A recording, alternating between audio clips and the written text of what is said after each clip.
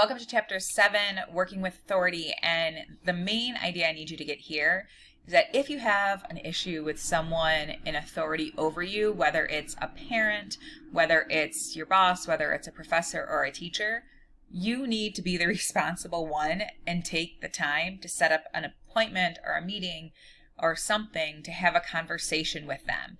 And the thing is, and I can say this very openly, there are times when I had no idea a student had an issue with something that I did.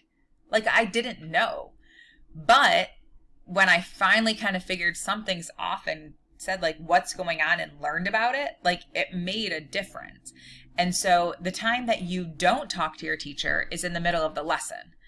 But the time that you do talk to your teacher is, hey, send them an email. Hi, this is Michelle from period 3 or from your Monday, Wednesday, Friday class at 2 o'clock. Can we please set up a time to talk about the grade that you gave me on my essay? And say the essay's name, The Great Gatsby, my essay on Chapter 7 of The Great Gatsby. I don't know. But giving them a heads up makes a difference because, one, it doesn't send them off guard and they can actually have good information. But two, it also creates this opportunity for a conversation when it's not a high stress time. Another example, a time that you should not tell your parents that you want to move out of the house is while your family's washing dishes and your younger brothers and sisters are going cray-cray and you want to go away to college and your parents want you to stay home. Like, you don't have that conversation when there's a high stress going on. What you do is you think through, why do you want to go away from college? You make a list of the reasons. You give it a lot of thought. And then you say to your folks, like, I've been thinking about college a lot lately. When would be a good time for us to talk about it? And then you bring this research that you did.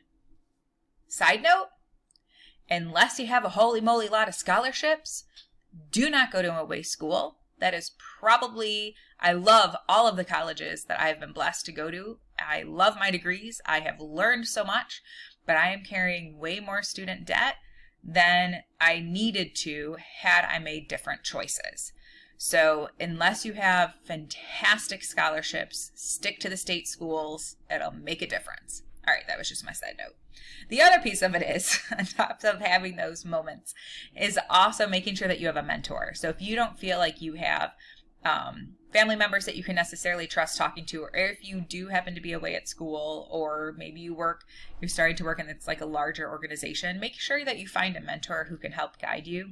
I actually talk about when Jayden Smith played Dre in The Karate Kid, probably by now 10 years ago, over 10 years ago, and how he looked for a mentor because he just wasn't able to talk with his mom.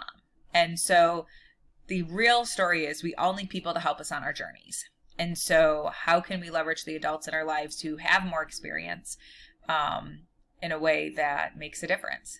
Now, my teenagers are not going to come to me and say, hey, give me strategies on Fortnite, but they are going to come to me and say, give me strategies on life. So it's having that balance, having the people in your life that can help give you the direction that you need to be the best that you possibly can. All right, next chapter is chapter 8, where we talk about really kind of discovering who you are and what qualities make you you and what qualities do you maybe not need to have in your life so much anymore. All right, see you soon. Bye.